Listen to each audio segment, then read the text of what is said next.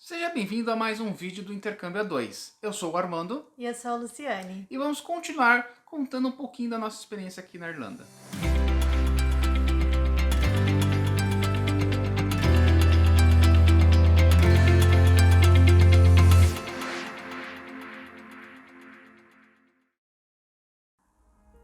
No final do nosso terceiro vídeo, nós contamos como foi descobrir que o Armando tinha leucemia.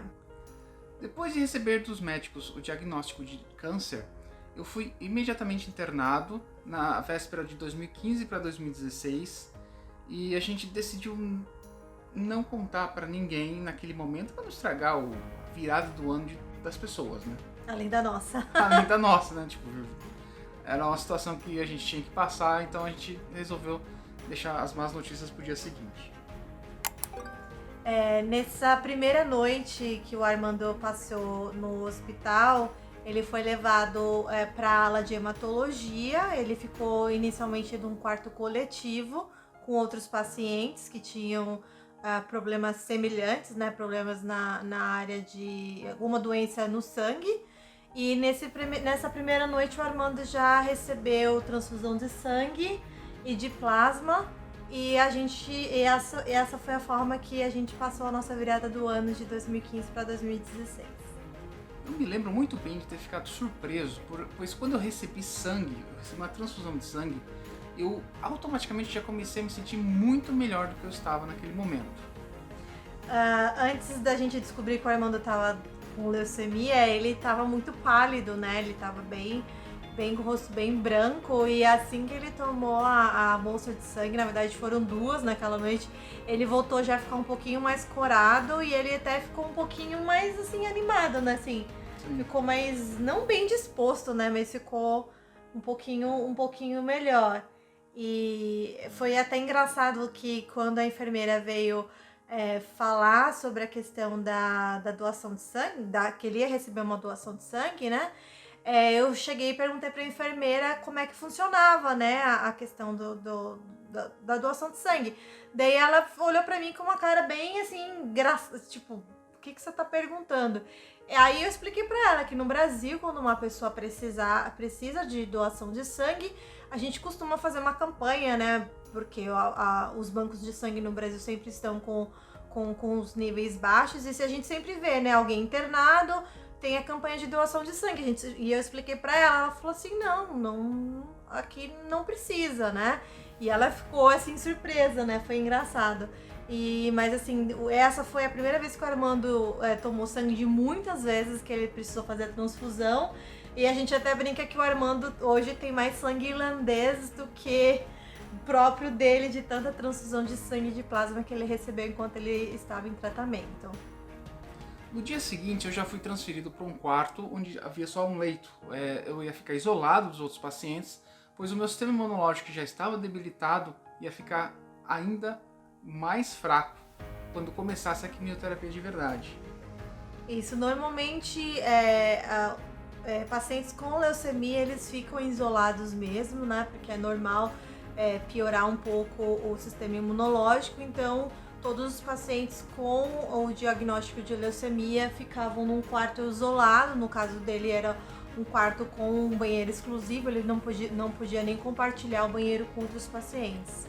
Então, até a gente brinca que foi um atendimento público com um tratamento particular, né? Porque ele, todas as vezes que ele precisou ficar internado, ele ficou num quarto isolado. E quando não tinha, né? Ele esperava só algumas horas e ele já conseguia esse quarto isolado, né? Assim que o Armando foi transferido para o quarto, a gente decidiu que era hora de contar o que estava acontecendo para as nossas famílias. E a gente inicialmente fez uma chamada de vídeo com a família do Armando. E claro, não foi nada fácil. Pra gente não foi fácil contar, e pra eles deve ter sido muito difícil receber essa notícia. Acho que a reação inicial foi pedir que eu voltasse para o Brasil, mas não tinha como, eu estava muito debilitado, não ia ser seguro para mim enfrentar uma viagem longa como essa, o médico não ia liberar, eu não me atreveria a ir contra as ordens médicas, porque acho que numa situação dessa a gente tem que agir com a cabeça. E era melhor eu continuar ali, porque o tratamento já tinha começado, eu já estava tomando remédio. Já estava me preparando para a quimioterapia. Então... Na verdade o Armando já tinha iniciado com os esteroides, que é sempre no começo de cada quimioterapia, uns primeiros dias é a base de esteroide. Então o Armando já estava fazendo a preparação para a primeira quimioterapia logo no primeiro dia. E a gente não tinha opção de voltar para o Brasil, não era uma opção segura, né? E o médico do Armando nunca iria permitir, porque ele já achou estranho o Armando ter conseguido chegar no hospital da forma que ele chegou. Então não existia a possibilidade do Armando da gente ir pro Brasil naquele momento. Então, conversando, né, com a família dele, depois de ter passado o baque da notícia, a gente decidiu que o melhor seria a mãe dele, né? A gente fala mãe, mas alguém da família dele vir, né, para acompanhar a gente nessa fase do tratamento, e a gente decidiu que a mãe do Armando viria para Irlanda.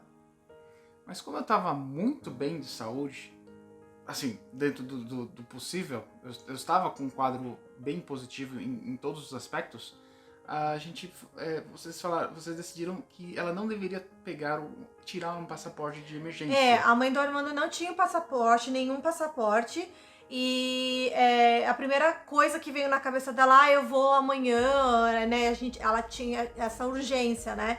E aí a gente decidiu não tirar o passaporte de emergência, que o passaporte de emergência ele tem validade de 1 ano apenas, na época, né? E o passaporte normal era 5 anos, e como o Armando disse, ele estava bem, e assim, fora o diagnóstico ele estava se sentindo razoavelmente bem, então a gente decidiu que ela iria tirar o passaporte normal, que na época estava demorando apenas 2 semanas, e que assim que ela tivesse o passaporte, a gente compraria a passagem para ela vir. Então isso foi o que foi decidido assim nessa primeira ligação. A gente também ligou para os nossos pais. Na verdade, no dia 1º, esse dia era o dia 1º, né, de janeiro.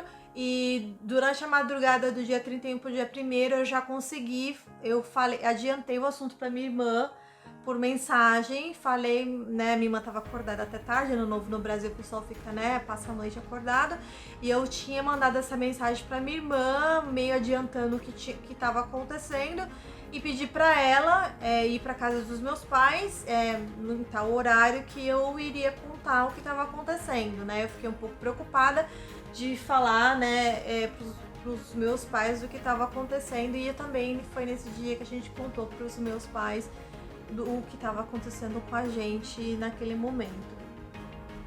No primeiro dia útil de 2016, diante da possibilidade de ficar estéril por causa da quimioterapia, eles ofereceram pra gente a possibilidade de congelar o material para um uso futuro, em caso de necessidade. Aqui na Irlanda eles têm um amparo muito grande para pacientes de câncer, qualquer tipo de câncer, e o governo irlandês ele disponibiliza, né, tanto para homem quanto para mulher, no caso de quimioterapia, que a pessoa guarde o material genético, né, congele o material genético, e no caso foi oferecido para o Armando, a gente aceitou, porque a gente, até aquele momento a gente não tinha filho, e tinha essa incerteza de que talvez depois da quimioterapia o Armando não pudesse ter filhos naturalmente, então a gente aceitou, e o Armando foi fazer a coleta do material acho que foi nesse mesmo dia, ou foi no... Eles já vieram, né, pra gente falando que eles tinham agendado a coleta do material. A surpresa ficou por conta de que, com essa ajuda do governo, o material pode ficar congelado por até 10 anos sem custos para nós. A única coisa que a gente tinha que fazer era anualmente entrar em contato com a clínica de fertilidade e confirmar que a gente ainda mantinha o interesse de manter o material por mais 1 ano. E a gente tem esse material ainda congelado depois de... vai fazer 5 anos, né? 5 anos, ele ainda tem um tempinho lá guardadinho. Falando em custos, o sistema público irlandês ele não é 100% gratuito. Há uma taxa naquela época de 75 euros por noite internado, mas existe um limite de 10 noites. Um teto. Um teto de 10 noites. Então o que acontece? Se a pessoa passa 10 noites ou 12 meses internados, dentro daquele ano ela vai pagar, naquela época, 750 euros. Mas hoje a gente acredita que esteja em 80, 80 por dia ou 800 por ano. Mas nisso está incluído tudo, todos os remédios, refeições, qualquer exame que o médico possa pedir. Enquanto internado está incluído nesse valor. Até mesmo o táxi para ir congelar o material, então o táxi de ida e volta foi pago pelo hospital, pelo governo. Uma coisa muito... não é... A gente fala hoje, a gente acha engraçado, né? Mas assim... Uma coisa que foi muito positiva durante o tratamento do Armando foi a gente tentar manter a positividade, né, o bom humor. E a gente, como casal, a gente brinca bastante, a gente conta bastante piada um com o outro. E a gente, no dia que ele foi fazer a coleta do material, ele falou, por favor, vai comigo, né, eu não sei, né. E aí a gente foi fazer a coleta do material, e é uma clínica de fertilidade, então é uma clínica que atende pessoas que têm problema de fertilidade, problemas para engravidar, e é normal, tinha uma sala específica, né, para fazer a coleta do material, e aí em todo momento, assim, a gente achou muito engraçada a situação, assim, né, de ter que ir num lugar e pro cara, né, pra pessoa coletar, fazer, na verdade ele tinha que fazer o espermograma antes, né, também pra ver se não tinha nenhuma doença, nenhuma outra coisa no exame, mas ele já fazia a coleta do material pra guardar.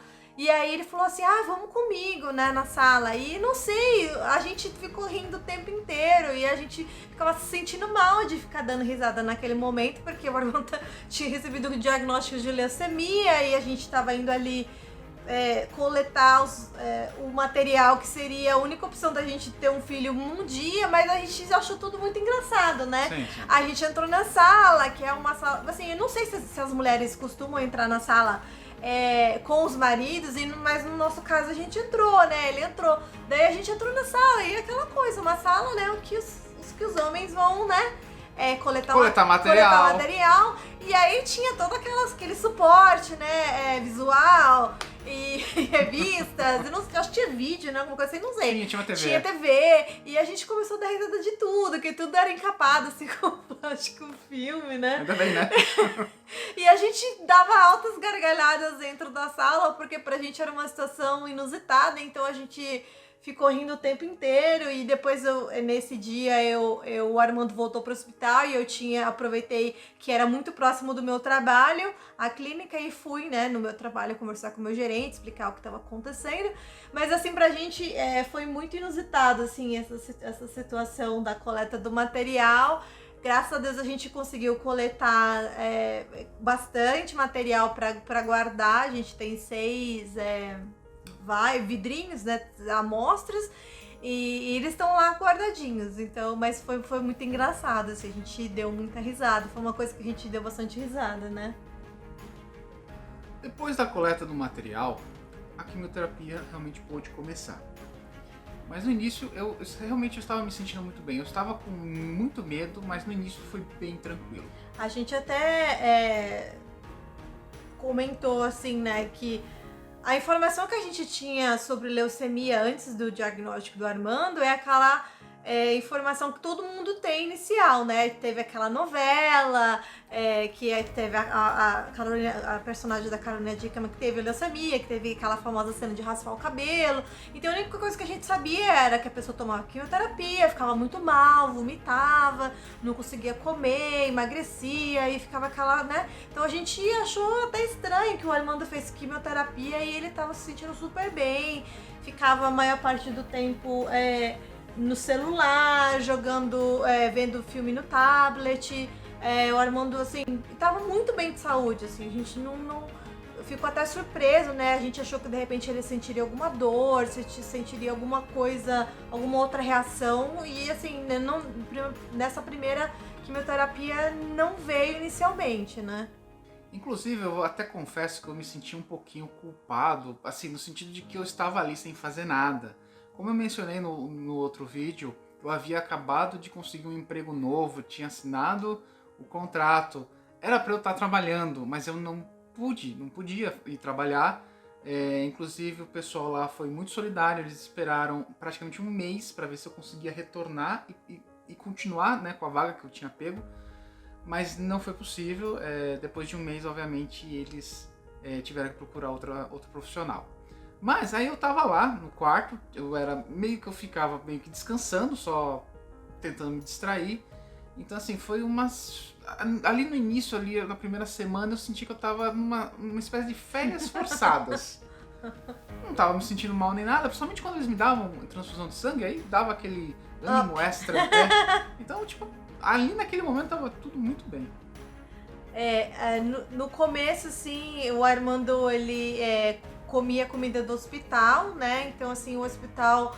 A primeira vez que chegou o cardápio pro Armando escolher a comida, não sei se era da semana, se era do próximo dia, não lembro. Era no dia seguinte. Era do seguinte, né? Então, eles traziam... A gente achou o máximo, vinha um cardápio que o Armando podia escolher o almoço e o jantar, né? Na verdade, eu podia escolher tudo. Tinha opções de café da manhã. Eu achei que o café da manhã sempre era a mesma coisa. Não. Tinha algumas opções. Tinha as opções do café da manhã, do almoço, da janta. Sendo que almoço e janta tinha opções de sobremesa. Mas não era só isso. Entre o café da manhã e o almoço havia mais um snack, um lanchinho. O lanche da manhã, lanche da tarde. Eles ofereciam muito chá, que eu não sou muito de chá. Aqui o pessoal bebe bastante chá na Irlanda, e então eles têm essa... Entre as refeições eles tomam bastante chá, mas nunca é só chá. É chá com uma bolachinha, chá com um scone, que é um pão, alguma coisinha assim pra comer no intervalo. Eles sempre e essa opção oferecem. acontecia então entre o café da manhã e o almoço, entre o almoço e a janta, e ainda tinha mais alguma coisa depois na janta. Então assim... A gente ficava, nossa, tratamento VIP, né? E assim, a gente ficou surpreso porque, por exemplo, no café da manhã tinha a opção de comer linguiça, bacon, omelete, ovos, que eu lembro assim do menu, tinha opção de salmão, né? Tinha umas coisas assim, bem lasanha, umas coisas bem diferentes. Que no Brasil, né, quando a pessoa fica internada...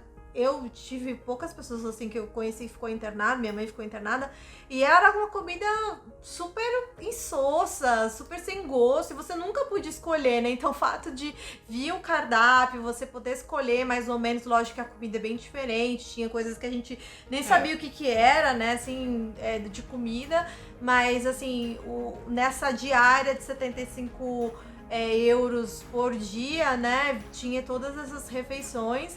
E a comida era boa, assim, dentro Sim, era boa. do padrão culinário irlandês, era uma comida boa, né? Eu lembro que quando a nutricionista veio falar com a gente ficou meio até que assustado, porque assim, como nesse tratamento é comum perder muito peso, ela ficava dando dicas para aumentar as calorias do alimento. Então, por exemplo, assim, na hora do almoço, se tem um purê, pega um tabletinho de manteiga e joga em cima, sabe? Come com purê. A gente informou para o nutricionista que ele tinha um problema de intolerância à lactose, né? Então, porque eles queriam colocar queijo, sorvete, creme, tudo ia ser... eles iam colocar mais gordura, né? Mais caloria, porque o Armando iria precisar quando começasse a quimioterapia. E foi engraçado que assim que ele ficou doente, meu primeiro pensamento foi... eu não vou dar Coca-Cola pra ele, então eu comprava suco, coisa mais natural. Aí ela falou, a nutricionista falou pra mim, não, a gente vai ter que engordar ele, né? Ou pelo menos ele não pode emagrecer. Então, assim, foi liberado tomar Coca-Cola, foi liberado comer chocolate. Então, assim, mesmo ele tendo essas refeições, a gente deixava coisas pra ele comer durante o dia, né? Porque ele ia ficar internado por um bom tempo. E aí eu falei, caramba, né? A primeira coisa que você pensa, vou manter ele saudável. E aí a nutricionista falou, não, pode deixar, quanto mais caloria ele vai precisar bastante, então vai consumir bastante, então pode liberar, né? Então, mas aí ele não podia comer algumas coisas no hospital, principalmente era gelatina com sorvete que ele serviu. Porque eu lembro que era um sorvete igual tinha no Brasil, aquele tijolinho, e elas cortavam assim a fatia e colocavam na gelatina, né? O sorvete o Armando não podia sorvete tomar, eu tinha que mas foi liberado comer à vontade o quanto ele quisesse, então... As primeiras semanas realmente foram fáceis. O hospital que eu fiquei internado é um tipo de hospital-escola. Tem muito estudante de medicina andando pelos corredores. Então era muito comum eu receber visitas de grupos de estudantes que queriam saber mais sobre o que aconteceu comigo, como nós descobrimos a doença, o que nos fez ir ao médico. E alguns até pediam para examinar, então tipo, porque eles pediam para examinar as glândulas tipo no pescoço, embaixo do braço. Acho que eu não cheguei a ter alterações, se eu não me engano. Não teve. Mas é comum ter alterações nesse tipo de câncer, então tipo, eles pediam para verificar esses pontos. Na verdade, acho que era raro, não é raro, assim, na verdade o tipo de leucemia do Armando é um tipo raro para pessoas na faixa de idade dele, né? E então, quando aparece, né, um caso desse tipo no hospital, todo mundo queria conversar com ele e foi assim, até bom porque acho que hoje a gente consegue falar muito abertamente sobre a doença dele, porque eu acho que ele teve que repetir a história muitas vezes com os estudantes. Sim. Você via que eles tinham interesse de saber do que tinha acontecido.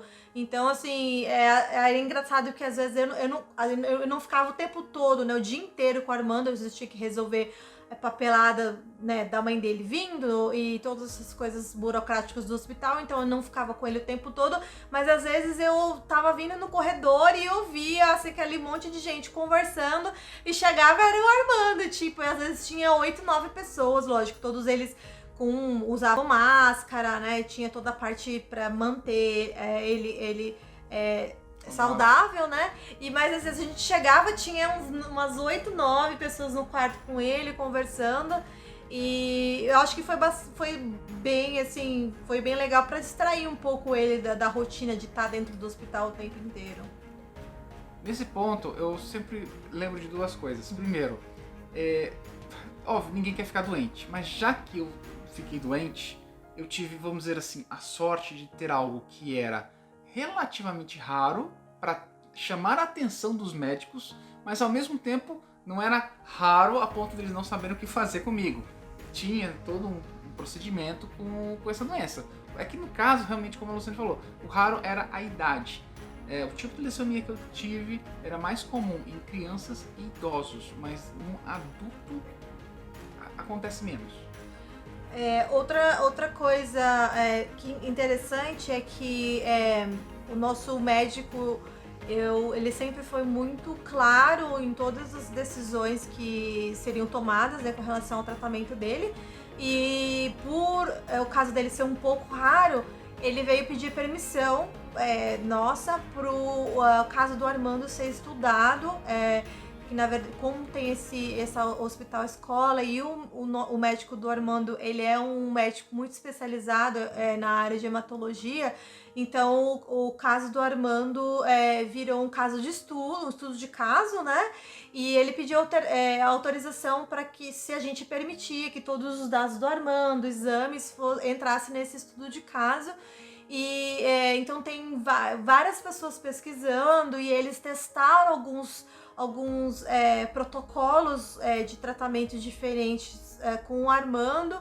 Então, assim, o que aconteceu com o Armando foi aberto para outros médicos, inicialmente no Reino Unido, né, que era do Reino Unido, e então esses dados, todos os dados do tratamento dele ficaram disponíveis para os outros médicos e talvez até podem ter ajudado outras pessoas que tiveram a mesma doença do que ele. E até hoje eles têm esse acompanhamento, então foi bem bacana isso. Que além de eles estarem testando novos tratamentos com o Armando, os resultados dele também podem ter ajudado outras pessoas. E outra coisa que eu me lembro daquela época é que eu digo assim, olha, meu inglês melhorou muito no hospital, mas eu não recomendo para ninguém, muitas agulhas, então não é tipo legal. de intercâmbio que a gente não recomenda, mas foi bem interessante que o Armando, a gente sempre teve o tempo todo muito junto, e o Armando meio que tentava, assim, quando tava junto, né, a não falar muito inglês. Ele deixava, como eu acho que eu falo mais e sou mais assim extrovertida, ele sempre deixava eu tomar, né, a frente e tentava não falar muito inglês quando a gente tava junto. Sim. Mas aí a partir do momento que ele ficou internado e eu não tava com ele, não podia ficar 100% do tempo com ele, então ele teve que começar a perder a vergonha e falar inglês. E eu acho que também o que ajudou um pouco foi que muitas das enfermeiras, elas não eram irlandesas, né? Elas não eram nativas, elas eram indianas, tinha uma que era da América do Sul também, do Paraguai, alguma coisa assim, né? Então tinha muita indiana, tinha outras nacionalidades. Então, assim, a gente fala que o broken English, né, o inglês quebrado de imigrante, no nosso caso, não fazia muita diferença porque elas também eram de outras nacionalidades. Tinham, acho que a metade era irlandesa, a metade era estrangeira, né? Apesar dessas profissionais falarem inglês muito bem, elas entendem que não é o meu primeiro idioma. Então, erros, deslizes eram completamente desculpados, não tinha problema nenhum sobre isso. Mas não faça esse tipo de intercâmbio, não. Não recomendo. Apesar da comida do hospital ser muito boa e até, digamos, variada, depois de um tempo começa a dar uma enjoadinha. Então a Lu começou a trazer de vez em quando, no início era bem de vez em quando, alguma comidinha feita em casa para eu poder variar o cardápio. Ela podia cozinhar, mas tinha que seguir algumas regras. Por exemplo, não podia micro-ondas. A comida tinha que ser feita através de calor, seja fogão a gás ou seja fogão elétrico, mas tinha que ser feito através do calor. E eu também não deveria comer comida de fora, porque a gente não tem controle sobre higiene, não tem controle sobre micro-ondas, você não sabe se a comida passou pelo micro-ondas. Então, mas a Lu podia cozinhar em casa e levar pra mim. E ela geralmente fazia isso no final de semana, quando era possível, né? Mas a gente fez tudo com autorização do médico, né? Eu sempre via outros pacientes comendo a própria comida, e aí a gente conversou com o médico autorizou com algumas regras, né? Então a comida tinha que ser preparada em casa, não podia ser comida de restaurante, comida pré-pronta, pré-comprada em outros lugares, então eu fazia tudo, né? A comida do zero. E também a gente não poderia usar o micro-ondas para esquentar a comida, então eu não levava sempre, mas quando eu levava eu fazia em casa, levava, a gente chegava no hospital, a gente comia junto, na maioria das vezes a gente comia junto a comida, mas era bom porque com o tempo você enjoa mesmo, né, o tempero e o tipo de comida do hospital, por mais que fosse boa, tem uma hora que você quer comer, né, só comidinha, principalmente comida brasileira, o arrozinho, né, bem temperado. Então, algumas vezes eu levei a comida pro Armando pra variar um pouco. E foi num domingo, no dia 17 de janeiro de 2016, num desses domingos que a Lu levou comida pra gente comer lá no hospital, que a gente levou o primeiro grande susto. Eu percebi em um determinado momento que eu não conseguia encher os pulmões de uma forma natural, claro, de ar até o limite natural da respiração. E isso começou a me assustar um pouco porque, vamos dizer assim, eu perdi metade da capacidade de respirar, nada me garantia que eu não perderia a outra metade da capacidade. E se isso acontecesse, o que eu ia fazer? A gente começou a se preocupar porque ele começou a sentir a falta de ar e essa questão da respiração era uma coisa que as enfermeiras perguntavam toda vez que entravam no quarto. Se estava bem, se estava comendo bem, e eles perguntavam da respiração, porque é um dos sintomas, né, que elas perguntavam direto, como é a tua respiração? Elas chamavam se estava short, se estava breve, né, estava short breath. E aí elas sempre perguntavam se ele tinha isso, né? E a gente, graças a Deus, naquele momento nunca teve. E daí, e foi engraçado porque eu levei a comida, foi até esse estrogonofe, né? Eu tinha levado.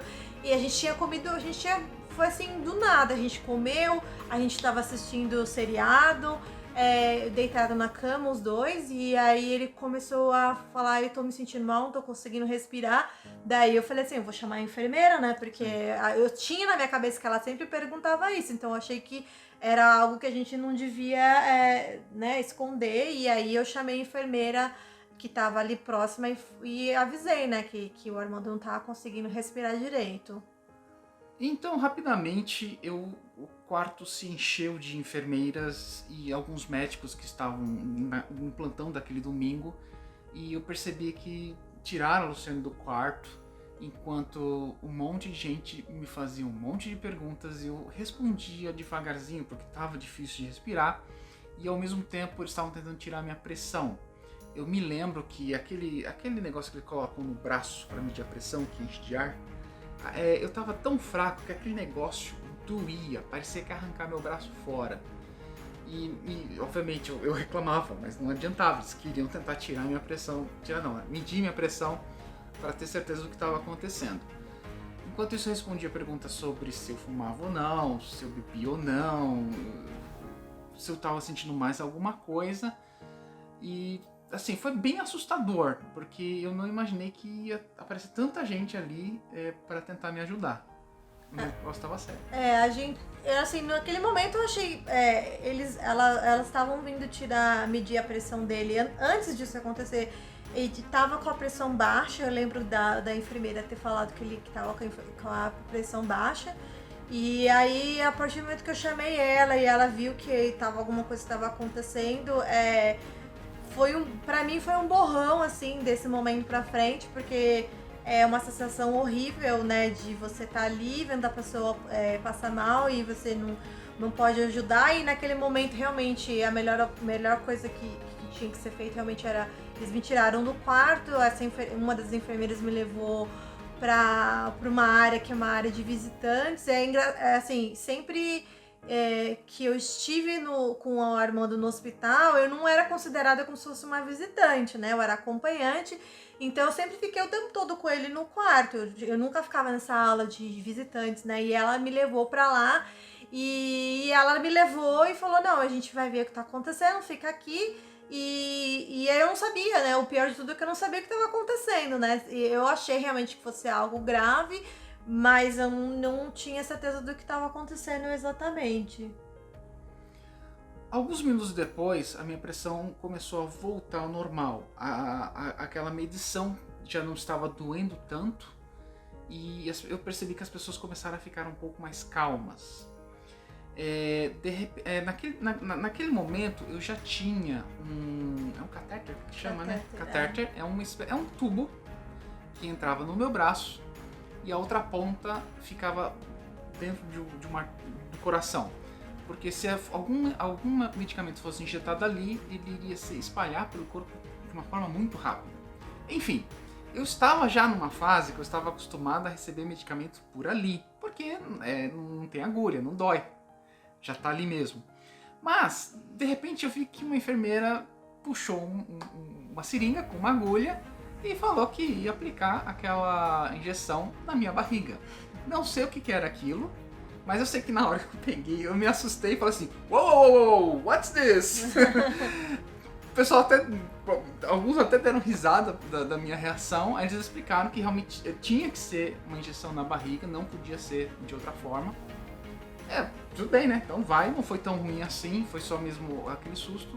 Ao mesmo tempo, tinha uma ou duas enfermeiras do meu lado tentando me explicar que o susto que eu passei tinha me levado a uma crise de pânico, que eu estava em pânico e que eu precisava me acalmar. Então eu lembro que elas me deram um saco de papel, pediram para eu respirar. Meu short breath, minha respiração ainda não tinha normalizado, mas eu segui os procedimentos, tudo. E aí, de repente, em algum momento, não sei se alguém... eu acredito que alguém acessou o meu catéter e deve ter injetado alguma coisa, porque eu apaguei. Eu simplesmente apaguei. E aí, a minha lembrança, logo depois disso, já foi de eu estar estendido. Não sei se era uma cama, porque as camas desse hospital tem rodinha, né? Então, eles às vezes levam os pacientes de cama. Ou se eu estava numa maca, não sei. E eu sei só que eu estava deitado. E eu abri meio que o olho, eu consegui ver o teto passando, eu senti o movimento, né, que eu estava sendo levado para algum lugar. A Luciane, nesse momento, ela estava lá porque ela falou comigo. Quando eu fui tentar responder, ela tipo, não, você está entubado, não tente falar. E aí depois eu apaguei de novo. Pra ele foram minutos, talvez alguns minutos, Segundos, mas foram algumas horas, né? O Armando acho que passou mal, acho que não era nem 7 horas da noite, se eu não me engano, era finalzinho de tarde. E aí, assim, desse momento eles me tirarem do quarto e passou pelo menos entre meia hora e 1 hora, até que a chefe do plantão de hematologia, que não era a médica dele, né, mas era da equipe, né, veio conversar comigo para explicar o que estava acontecendo. Nesse momento eu já estava desesperada, assim, algumas enfermeiras iam conversar. Eu sabia que o Armando estava sendo levado para UTI, mas eu não sabia o que estava acontecendo. Ela falou, não, a médica vai vir conversar com você. E aí, na minha cabeça, alguma coisa tinha acontecido de eu ter levado a comida pra ele, né? Alguma coisa, ele passou mal por causa da comida. E aí eu fiquei com essa coisa, tipo, a culpa foi minha, foi eu levei alguma coisa que comeu. E aí a primeira coisa que eu falei pra médica foi a comida, né, que eu trouxe. Ela falou, não, a gente não sabe ele tá com uma infecção grave, a gente não sabe o que tá causando a infecção. A gente vai levar ele pra... Ele iria para a sala de cirurgia primeiramente para tirar o catéter do braço, porque vários pacientes têm esse problema de dar infecção no catéter, porque é um tubo na veia, né, aberto, que vai até o coração, então dá muita infecção. E ela achou que poderia ser o catéter, então eles iam fazer remoção do catéter e falou para mim que era normal isso acontecer. Com pacientes de leucemia, por causa da queda no sistema imunológico, já estava debilitado, com a quimioterapia piora muito mais.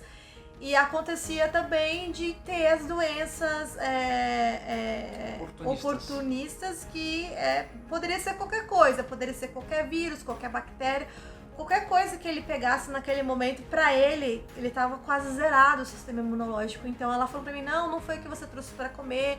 Não, e na verdade a gente não tem como saber, mas não seria tão rápido, né, de comer hoje e ele passar mal. E aí ela falou, olha, ele vai pra UTI porque ele tá com uma infecção muito grave. E aqui na ala de hematologia a gente não tem como tratar. E aí nisso eles me pediram para tirar todos os nossos pertences do quarto, porque é um hospital assim, né? Sai um paciente e entra outro. Então a gente tinha que liberar o quarto. E a gente já tava lá 15 dias, então tinha muita coisa, né, dele. Muita coisa nossa, roupa, pijama, todas as coisas que ele precisava. Então foi muito difícil eu voltar pro quarto, entrar no quarto e ele não tá lá, né? As coisas dele tá lá, nossas coisas tá lá, ele não está. E aí eu lembro que veio algumas enfermeiras que estavam lá no plantão, a que me levou, né? Que me tirou do quarto, a gente juntou as coisas, eu fiquei com as coisas de valor, né? Assim, tinha videogame, portátil, tablet, celular, computador, então botei tudo na mochila. E aí elas me falaram, olha, se você quiser esperar lá na sala de espera da UTI, eles vão te chamar pra explicar o que tá acontecendo. E isso foi coisa tipo de muitas horas, assim. Eu fiquei muitas horas sentada lá esperando eles virem me dizer o que estava acontecendo e não vinha. Foi bem angustiante, acho que foi o pior dia de todos os dias, assim, do tratamento do Armando, foi esse dia da UTI, porque a gente não sabia o que estava acontecendo. Eu não sabia o que estava acontecendo, eu não sabia a gravidade do que estava, né, que estava acontecendo com ele. E aí aí nisso o médico da UTI, o chefe da UTI veio assim que o Armando estava sendo transferido para UTI, porque ele ficou um bom tempo fazendo a cirurgia da remoção, né, do catéter do braço, e ao mesmo tempo eles colocaram o catéter no pescoço, né, direto aqui na veia na veia do pescoço. E aí ele veio falar pra mim, né, que o Armando tava em estado grave. E aí, só que em inglês é diferente quando você fala em português, tá um estado grave. O peso das palavras são diferentes. Ele falava, ele tá muito grave. Daí eu falei assim pra ele, não, grave quanto? Né? Aí daí ele falou assim, que não tinha nenhum paciente na UTI, no hospital, mais grave do que ele. Que ele era o paciente mais grave do hospital naquele momento. E aí, nesse momento a gente não pensa, né? Não pensei muito, assim, né? Daí eu falei pra ele assim, mas eu tô aqui sozinha. A nossa família toda tá no Brasil e eu preciso chamar alguém, porque essa era a resposta que ele me desse, eu ia saber o quanto grave ele tava. Daí ele falou assim, você chama quem você precisar chamar, porque ele tá muito grave. A gente vai aguardar que ele responda, nas próximas 72 horas são críticas para ele, e você chama quem você tiver que chamar. Então foi assim, ali naquele momento eu tive certeza que realmente ele tava muito, muito mal, e aí eu tinha que tomar a decisão do que eu ia fazer. E assim, no primeiro dia, quando o Armando, a gente descobriu do diagnóstico, tinha nós 2 pessoas para decidir, né? Era eu e ele, a gente decidiu esperar e contar para nossa família depois. Mas aí naquele momento eu não tinha tempo para perder, porque eu não sabia se ele ia viver, se ele ia morrer, então eu não sabia. E aí foi um baque, foi difícil, eu chorei, mas aí eles falaram, não, você quer ver ele? Aí eu já fui, assim que ele foi transferido para UTI, eu já fui falar com ele. E aí ele tava sedado, mas ele tava um pouquinho consciente. Daí eu conversei com ele, expliquei, falei pra ele que tava na UTI, que ele passou mal. E aí eu falei pra ele não falar. Ele tentou falar, eu falei, não, você tá entubado, não fala. E aí ele ficou um pouco agitado, assim, né, quando eu conversei com você. Mas aí eu falei pra ele, não, você tá bem, você tá no UTI, tá sendo tratado, descansa, mas luta, né, e a gente vai sair dessa. E aí, eles não me deixaram ficar muito tempo na UTI com ele, até porque ele tava bem agitado, e tinha ele tava na parte da UTI que era a UTI coletiva, né, e aí, dentro da parte da UTI, que é fechada, eles têm um quartinho, que é um quarto para onde fica visita, né, esperando para ver os pacientes, e durante a noite ninguém fica. Então, como já era, acho que era 11 horas da noite, meia-noite, alguma coisa assim, daí eu falei, eu não vou pra... Aí eles falaram pra eu ir pra casa, daí eu falei, não vou pra casa, eu vou ficar aqui. Aí, nesse quartinho tem um sofá-cama e um banheiro. Daí ela falou, não, então você pode ficar aqui e tal, né? Daí eu fiquei ali. E aí ali eu falei, eu vou ter que tomar a decisão de contar. E foi engraçado que eu acho que a mãe dele tinha pressentido que algo estava acontecendo, porque ela me mandou mensagem quando eu tava esperando o médico vir pra falar comigo da UTI, só que eu não tive coragem de falar com ela, porque eu também não sabia, né, o que tava acontecendo, o médico não tinha vindo falar comigo. Daí eu contei pra ela, foi bem difícil, a mãe dele assim meio que passou mal, né, o irmão dele teve que falar comigo, e ao mesmo tempo eu falei com os meus pais, com a minha irmã, com a minha mãe, e falei, né, que eu precisava que alguém viesse ficar comigo, né, naquele momento. E infelizmente a mãe do Armando não podia vir. O passaporte ainda não tinha saído. O passaporte que há 15 dias atrás ela tinha tentado tirar de emergência e a gente não deixou, não estava pronto. Então ela não tinha como vir e ela não tinha como tirar um outro passaporte de emergência. E a minha mãe já tinha passaporte já pronto. Daí eu falei para os meus pais, falei, eu preciso de alguém aqui, né? Alguém, pelo amor de Deus, vem. E a minha mãe o Armando passou mal de domingo para segunda-feira acho que meus pais já decidiram comprar passagem. Minha mãe embarcou na terça, na quarta minha mãe estava aqui, em 3 dias a minha mãe estava aqui. Então foi muito difícil, assim, esse baque que foi, porque ele tava, assim, o mais difícil de tudo de entender é que ele tava muito bem de saúde, né? Assim, não bem de saúde, mas aparentemente reagia bem, né? Então foi um baque muito muito grande ele ter ficado da forma que ficou. Então foi muito difícil, porque a gente não tinha como prever que tudo isso ia acontecer.